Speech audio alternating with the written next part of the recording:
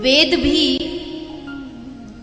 जीव के, इंसान के, मनुष्य के जीवन में 7 मर्यादाओं की बात करता है। 7 मर्यादा हर एक व्यक्ति के जीवन में ये 7 मर्यादा होनी चाहिए वेद भगवान के अनुसार।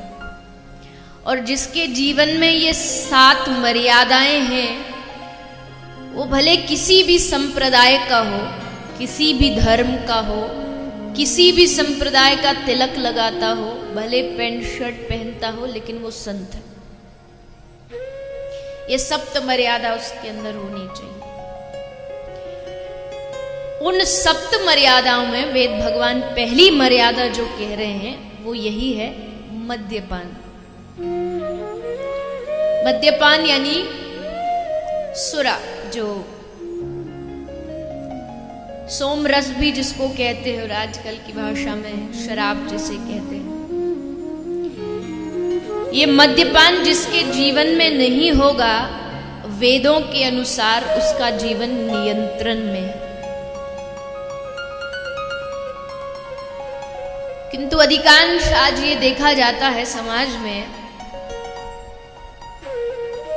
राजस्थान की भूमि में कोई कोई स्थान ऐसा है जहां जल का बहुत अभाव होता है, रेगिस्तान में, और जल भरने के लिए गांव की कन्याओं को कई कई मील दूर जाकर के मटके से जल भर के लाना पड़ता। लेकिन विडंबना यह है कि जल लेना हो तो आपको कई मीलों दूर जाना पड़ेगा किसी गांव से बाहर। लेकिन अगर आपको शराब लेनी हो तो आपको कहीं जाने की आवश्यकता नहीं, क्योंकक्योंकि हर स्थान पर आपको कहीं ना कहीं शराब बिकती नजर आएगी। इस देश की विडंबना है। इतना नाश आज तक किसी युद्ध ने नहीं किया, इतना विनाश आज तक किसी तूफान ने नहीं किया, इतना विनाश आज तक किसी भूकंप ने नहीं किया, जितना विनाश एक शराब की बोतलों ने इस दुनिया में किया। जीवनों का विनाश, परिवारों का विनाश। लेकिन फिर भी कई लोग होते हैं ना, कहते महाराज क्या करें, आदत छूटती नहीं है। ऐसी आदत पड़ी है कि कोशिश भी करें, प्रयास भी करें तो भी छूटती नहीं। तो बस एक काम करिए, ये दुनिया का नियम है, ये दुनिया की रीति है कि जब किसी व्यक्ति को छोटे नशे से बड़ा नशा प्राप्त हो जाता है, बड़ा नशा हाथ लग जाता है, तो छोटा नशा अपने आप छूट जाता है। फिर वो छोड़ना नहीं पड़ता, वो स्वतः ही छूटने लगता है। तो ये जो नशा है शराब का, तंबाकू का, बीड़ी का, सिगरेट का, कुछों को चाय का ही नशा होता है।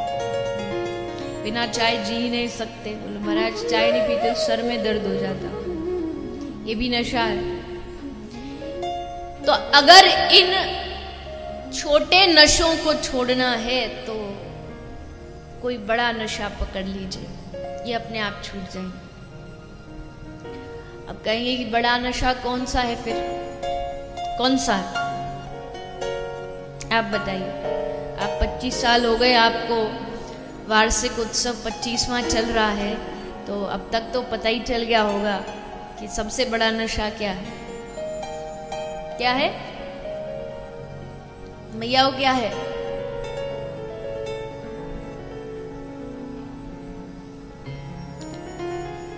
और नशे सब रेंगने उतर जाएं प्रभात।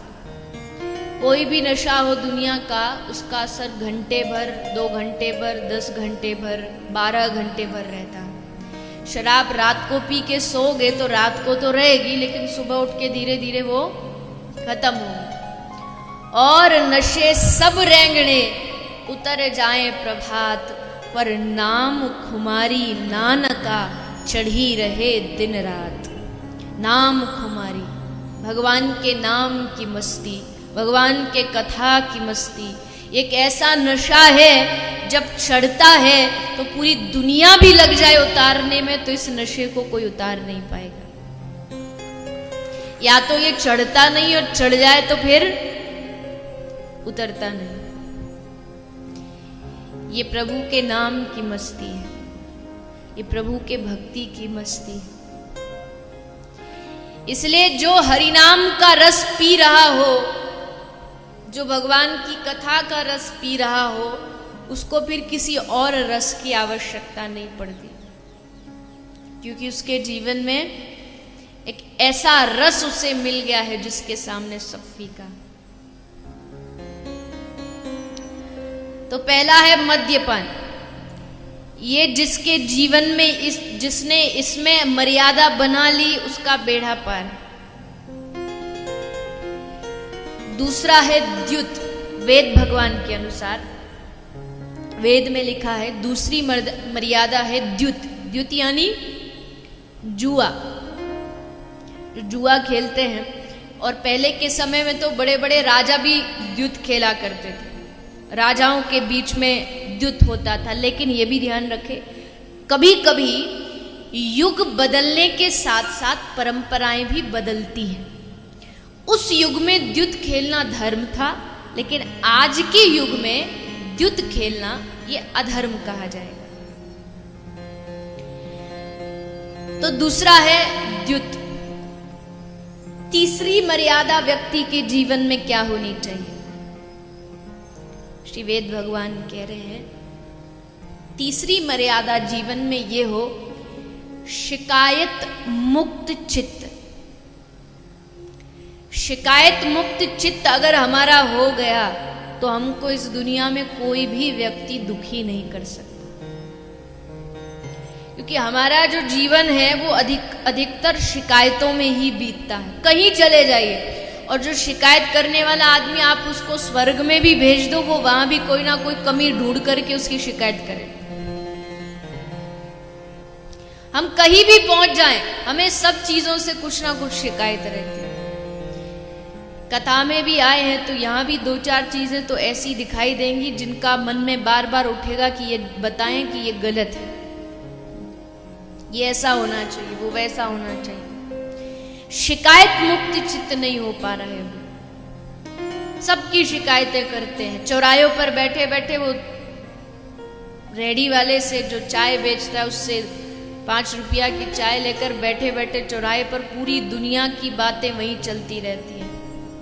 सरकार को ऐसे करना चाहिए, प्रधानमंत्री को ये करना चाहिए, एमएलए साहब को ये करना चाहिए, संतों को ये करना चाहिए, कथावाचकों को ये करना चाहिए। दुनिया में किसको क्या करना चाहिए सबको पता है, लेकिन मुझे क्या करना चाहिए ये किसी को नहीं पता। सबकी जितनी भी रिस्पॉन्सिबिलिटी है, जिम्मेदारियां हम बता देंगे, इसकी ये जिम्मेदारी, इसकी ये जिम्मेदारी, लेकिन मेरी क्या है उस तरफ कभी ध्यान नहीं दिया। बस दूसरों की शिकायतों में जीवन जा रहा।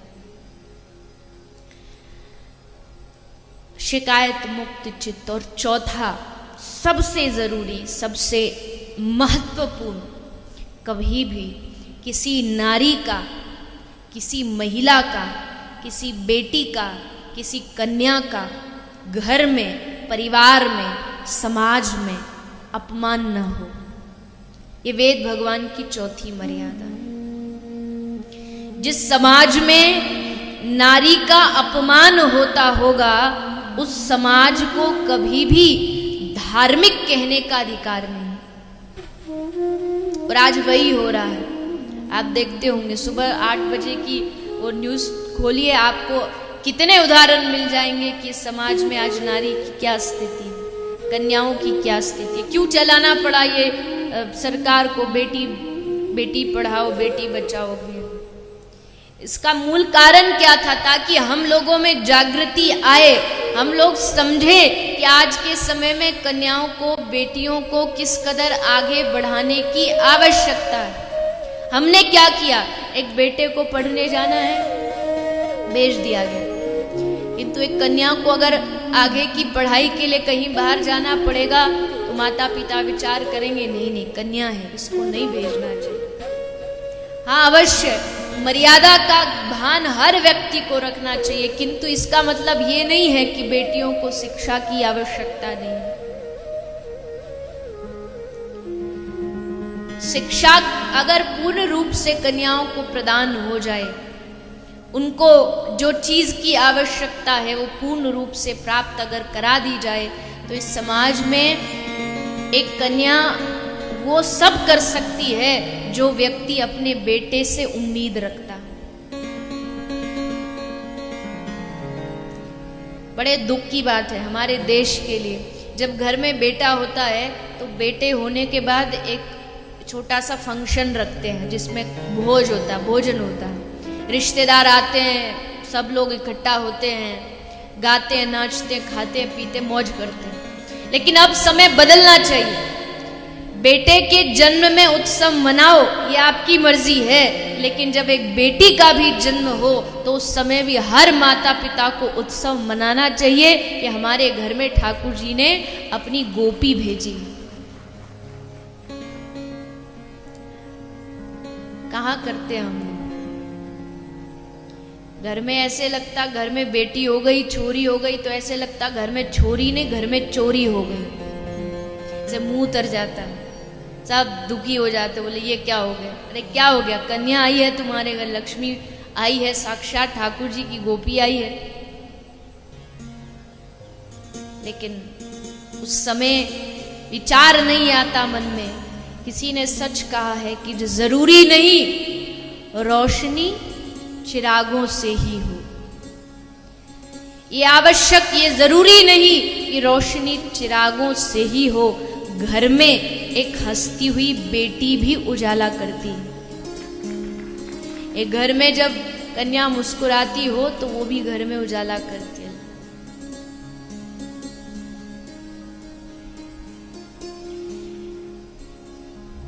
किसी ने पूछा कि धनवानों की असली पहचान क्या है, कौन कितना धनवान है ये कैसे पता चलेगा? तो हमारे ऐसी भाषा में कहते हैं जिसके पास जितनी पेटी हो। पेटी समझते हैं ना? किसको बोलते हैं पेटी? एक पेटी मतलब 1 लाख, और एक खोका मतलब 1 करोड़। मतलब चाहे हरियाणा हो, चाहे राजस्थान हो, चाहे पूरी दुनिया हो, पैसा की भाषा सब एक समझते हैं। भले मारवाड़ी भाषा हो, भले राजस्थानी भाषा हो, हमारी हरियाणवी हो, भले कहीं कोई हो, लेकिन पैसा की बात आती है तो सब एक ही भाषा समझते, पैसा की भाषा। तो किसी ने कहा कि नकली धनवानों की पहचान होती है जिनके घर में होती है खोका और पेटी। नकली धनवानों की पहचान है जिनके घर में होती है खोका और पेटी, लेकिन असली धनवानों की पहचान है जिनके घर में मुस्कुराती है उसकी बहू और बेटी। जिस घर में बहू और बेटी मुस्कुराती हो, नारी हंसती हुई हो, प्रसन्न चित्त हो, वो असली धनवानों की पहचान। नकली धनवान भले कह दे कि हमारे पास ये है, वो गाड़ी है, बंगला, रे क्या है? जब तक एक नारी घर में सम्मान के योग्य नहीं होगी। लेकिन हम क्या समझते हैं? शाम को आते पतिदेव ऑफिस से, फैक्ट्री से, आके क्या बोलते हैं? पूरा दिन क्या किया तुमने? क्या कर रही थी पूरा दिन? और माताएं बेचारी अगर लिस्ट बना के दे देना कि पूरा दिन क्या कर रही थी, तो पता चलेगा। इस दुनिया में पुरुष है जिनको कोई भी कार्य, जॉब करते हो, दुकानदारी करते हो, तो संडे को क्या होती है? छुट्टी मिलती है। संडे को उनको छुट्टी प्राप्त होती है। लेकिन महिला ऐसी है जिनको 7 दिन में एक भी दिन छुट्टी नहीं, और उल्टा संडे को उल्टा काम डबल हो जाता है, क्योंकि ये यहीं विराजे हुए हैं आज। तो बैठे बैठे ऑर्डर पास करते रहते, अब पकोड़े बनाओ, अब ये बनाओ, अब ये खाने की मन है, अब ये खाने की इच्छा है।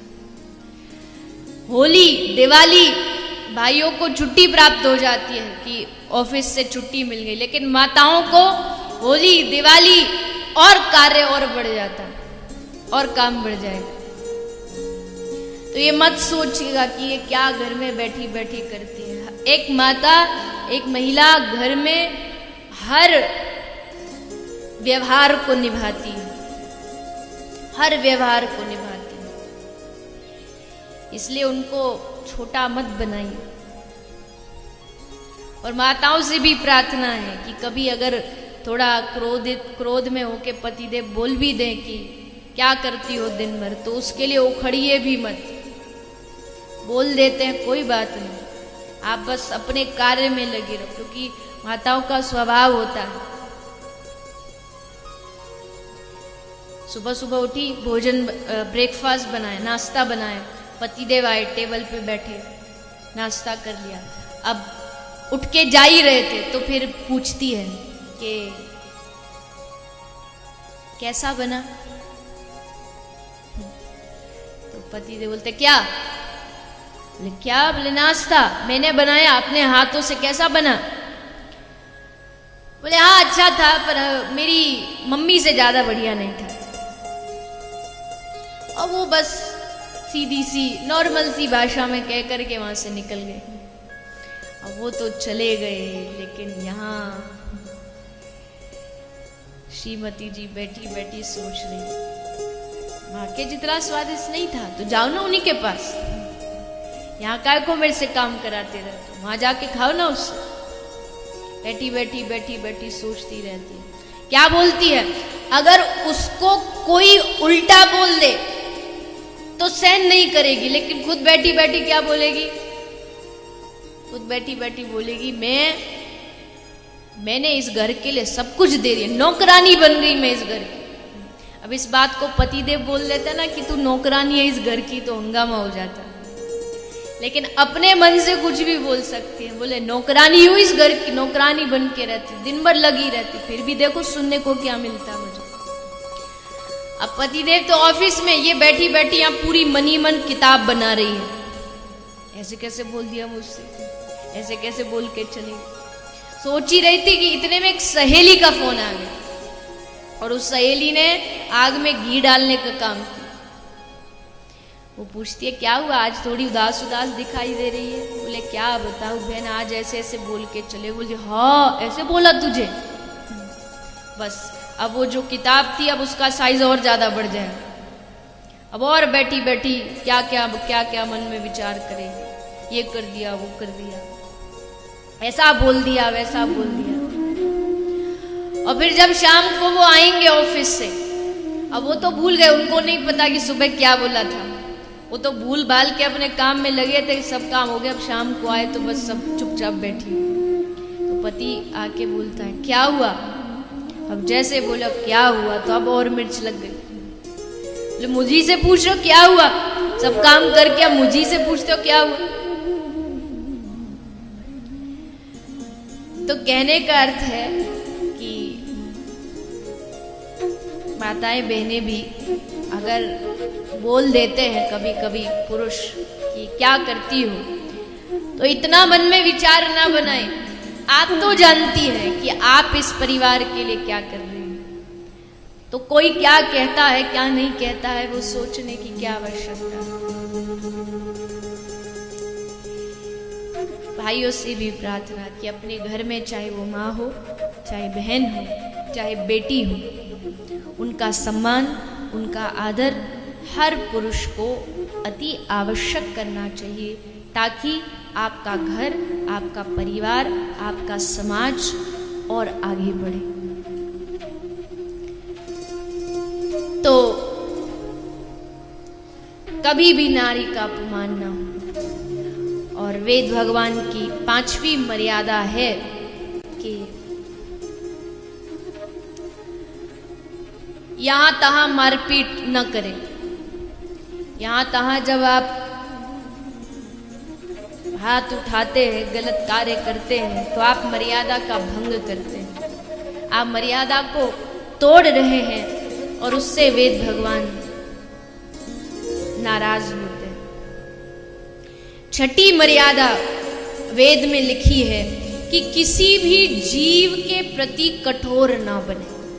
किसी भी जीव के प्रति, अगर आपके हृदय में जीवों के प्रति दया नहीं है, जीव का मतलब मनुष्य से मत लगाइएगा, जीव मतलब पशु पक्षी कीड़ा मकोड़ा कोई भी जीव हो, अगर आप किसी भी जीव के प्रति कठोर हैं, आपके अंदर दया नहीं है, तो आपको इंसान कहलाने का हक नहीं।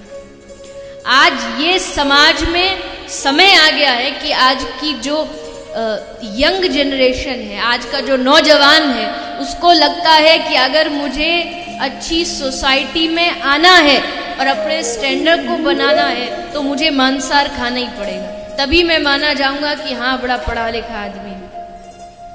बड़े बड़े कॉलेजों में आजकल,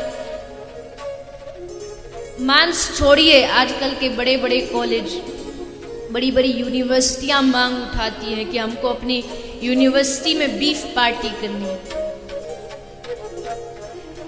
ये प्रथा विदेशों में, बाहर के स्कूलों में, यूनिवर्सिटियों में होती है कि सब लोग बीफ पार्टी मनाते हैं। भारत जैसे देश में भारत के बच्चे आज ये मांग उठा रहे हैं कि हमको बीफ पार्टी, गौमांस का यहाँ उत्सव मनाना है। इससे बड़ा दुख हमारे लिए क्या होगा? क्या आजकल के बच्चों को, क्या आज के नौजवानों को एक परिवार, एक माता पिता, एक शिक्षक, एक गुरु, क्या यही सिखाते हैं कि वो बड़े होकर के यूनिवर्सिटियों में जाकर के बीफ पार्टियों का आयोजन करें, गौमांस खाएं? बड़े बड़े 5 स्टार होटल्स में आज भारत में गाय का मांस बिकता है और लोग बड़े चाव से उसे खाते हैं कि देखे तो सही गौमांस होता कैसा।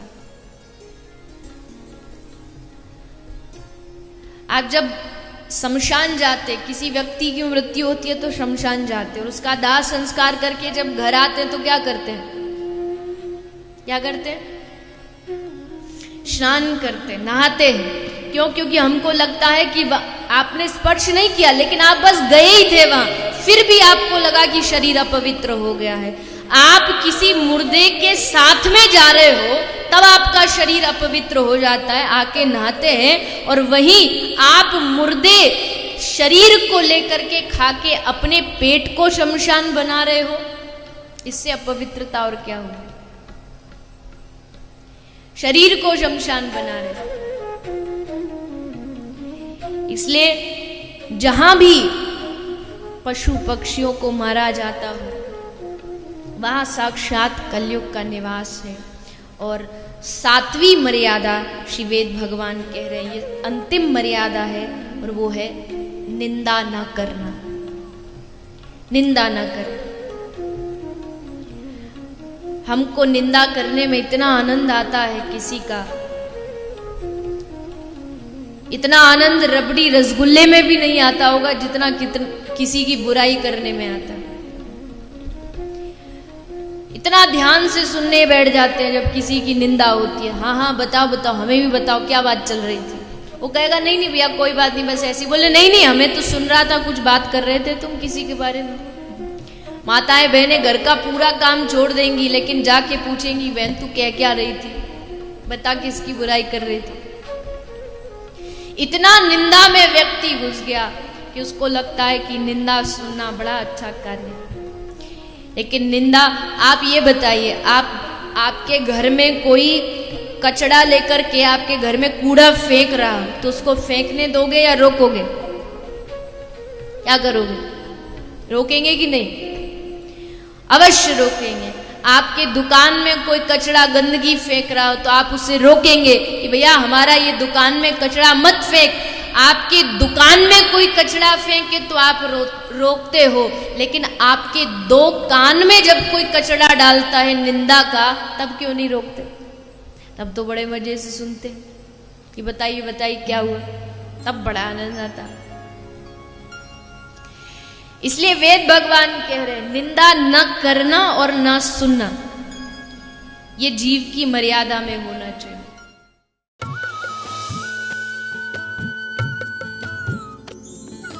सर्वधर्म संगम, धर्म के सच्चे प्रहरी।